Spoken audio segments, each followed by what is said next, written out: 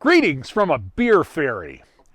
One of my favorite pastimes is bobbing for apples, but that changed once I hit 21. We're here in Steamboat Springs, and we're going to play a new game today. It's called Bobbing for Beer. So today's selection offers some really great samples of award-winning beers in the bucket. What I'm going to do is bend over, use my teeth, and try and pull out a winner. Let's get wet.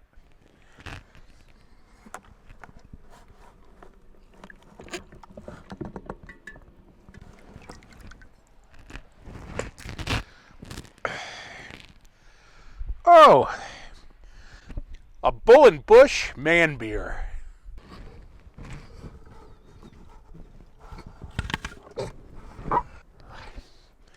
An apple. Who the hell wants that?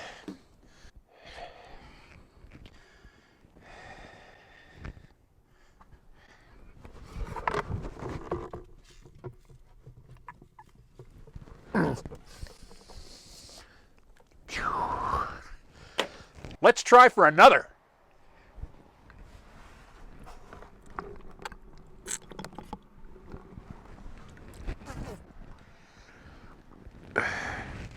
Ooh, a Weihenstephaner Hefeweizen Dunkel.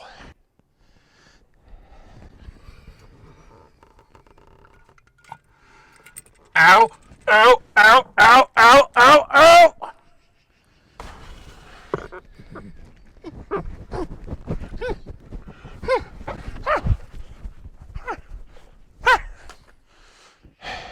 Let's go for a trio.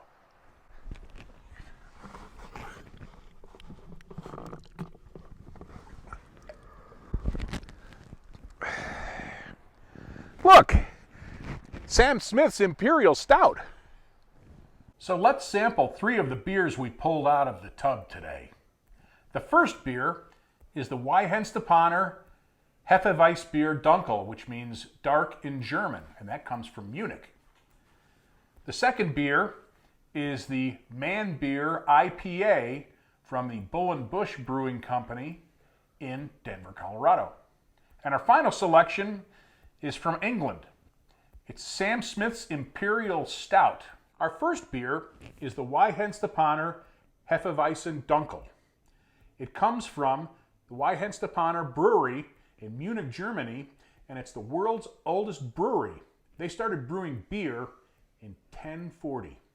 Let's open this one up and check the color.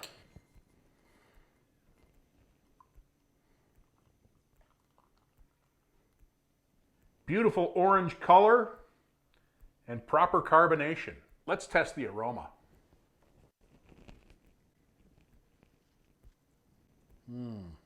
Clove, orange, and dried fig.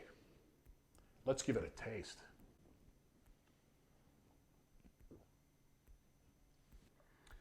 Super smooth with hints of vanilla.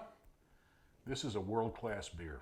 Our next selection is the Man Beer from the Bull and Bush Brewing Company in Denver, Colorado. It's an IPA, and this one won a silver medal at the Great American Beer Festival and a gold and a bronze medal at the World Beer Cup. Let's crack it open, check for color, aroma, and taste.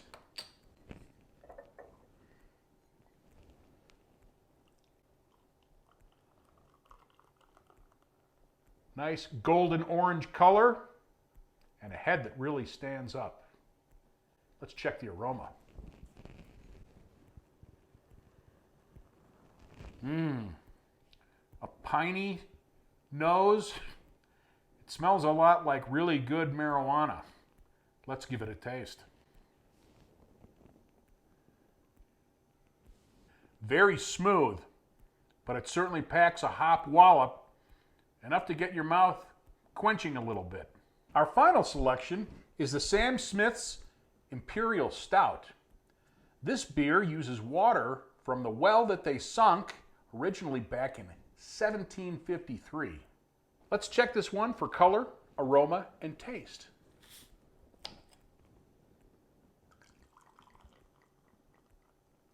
Definitely well carbonated.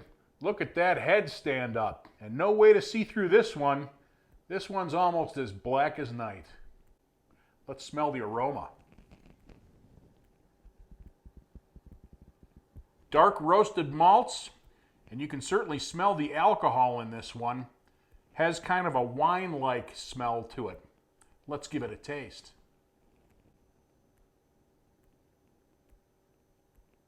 Smooth, some dried fruits in there, and very, very drinkable. But it's an Imperial Stout, so I wouldn't advise more than one of these. Alcohol content on this one is 9%. We're sitting in the comfort of the Beer Fairy Memorial Library, and it's time for a Beer Fairy tale. Apple bobbing, also known as bobbing for apples, is a game played by filling a tub with water and putting apples in the water. Because the apples are less dense than the water, they will float to the surface. Players then try to catch one with their teeth.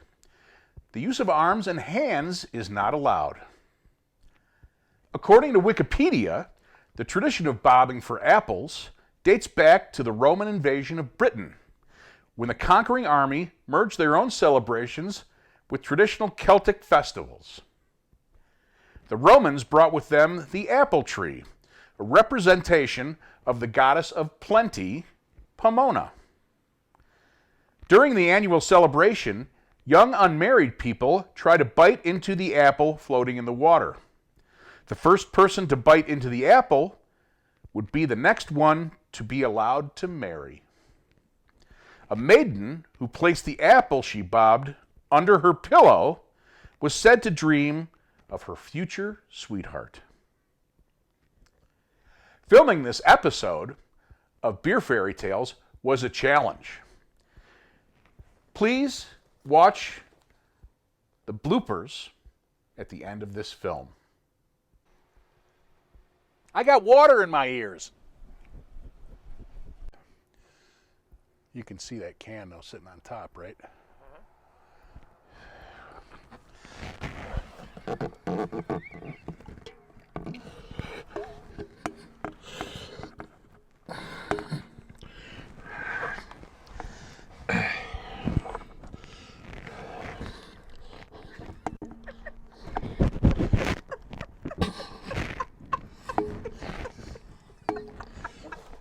Let's go for another.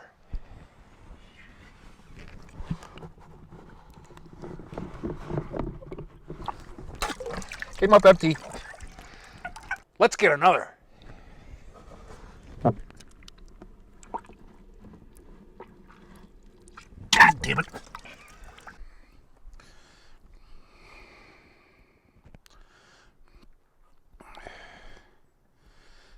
All right, ready? Let's go for another.